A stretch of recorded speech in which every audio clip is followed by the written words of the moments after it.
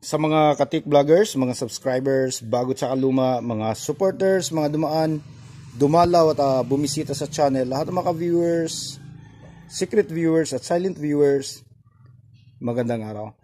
Nasa home service tayo ngayon, andito sa isang kamag-anak ito meron tayong 49 inch na LG dito. So yung problema nito ay walang display o yung kanyang backlight at ito yung may-ari oh. Hello. Yan si Michael. So shoutout ka muna sa papa mo sa Maynila. Ay shoutout nga pala kay Papa na taga Caloocan na ngayon. Diyan ka lang. Isang ka ngayon. Pre, uwi ka na raw pre. Namimiss ka na nito. Ayan oh, mag-hi ka kay Papa.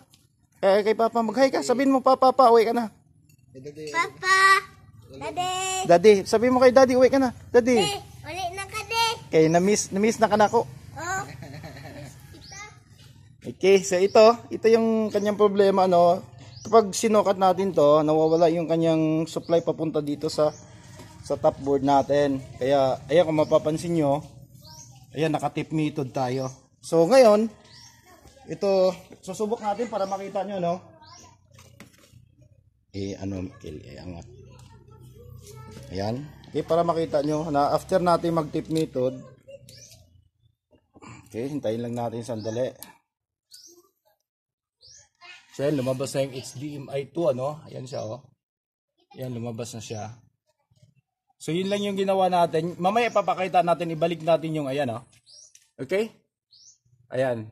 So normal yung kanyang picture. Ngayon, tatanggalin natin yun.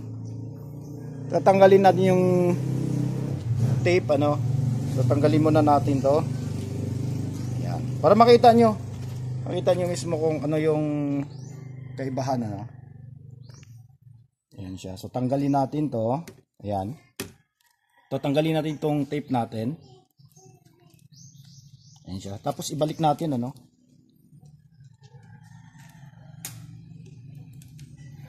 Okay? Tapos saksak natin uli.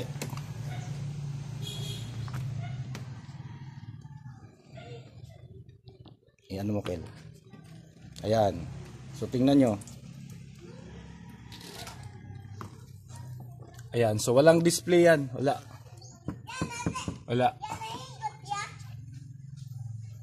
Okay, so wala talaga oh. Ayan, kulay blue lang siya.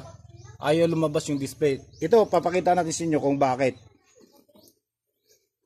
Ayan siya. Ayan oh, umiilaw yung kanyang backlight. Ayan, umiilaw yung backlight. Ayan oh. Okay? So papakita natin sa inyo kung bakit. So kung magsusukat tayo dito ng voltahe, tingnan nyo ng maigi. So kung magsusupply tayo, ano, mag-check tayo, tingnan nyo dito. Ito dapat may voltahe ito eh. Dito, ayan o. Ito yung supply niya, oh. Papunta sa top board. Ayan, 0 yan, wala oh. Okay? Wala. Pero kapag tinanggal natin to, kabila. Yan, pinatay muna natin yung power, ano. Tanggalin natin to, yan. Tingnan mo, oh. Tapos on natin uli. Okay, so ayan, umilaw na. Tingnan nyo, yung supply dito. Ayan, di ba? Nandiyan dyan. Ayan, oh. Ayan. Pero kapag kinabit natin itong isang flex na to, wala, nagda-drop siya. Tapos tinanggal mo naman tong kabila, yung kabilang side lang yung umiilaw. Tapos yung kabila, yung kabilang ano natin, yung kalahati ay wala, ayaw lumiwanag. So yun yung problema niya. So ibig sabihin, may short dito sa ating panel. Kaya ginawa natin, nagtitip method tayo. Kaya tulad ng ano, yung kanina nung tinanggal natin yung power, nakita nyo na nagno-normal yung kanyang display. So yun lang yung problema dito sa ano natin. Nadala natin ng ano no, nadali sa pagtakip natin dito sa side na to. Ayan, tinakpan natin hanggang pin 18. Hanggang pin 18 tayo mula dito. At ayun na, nagno-normal na siya. Kaya na yung may-ari, at least may libangan na yung mga bata dito sa bahay. So hindi na tayo magtatagal. At least mayroon tayong na-share sa inyo ngayong araw na to. At hanggang dito na lang. Maraming salamat. God bless at bye bye.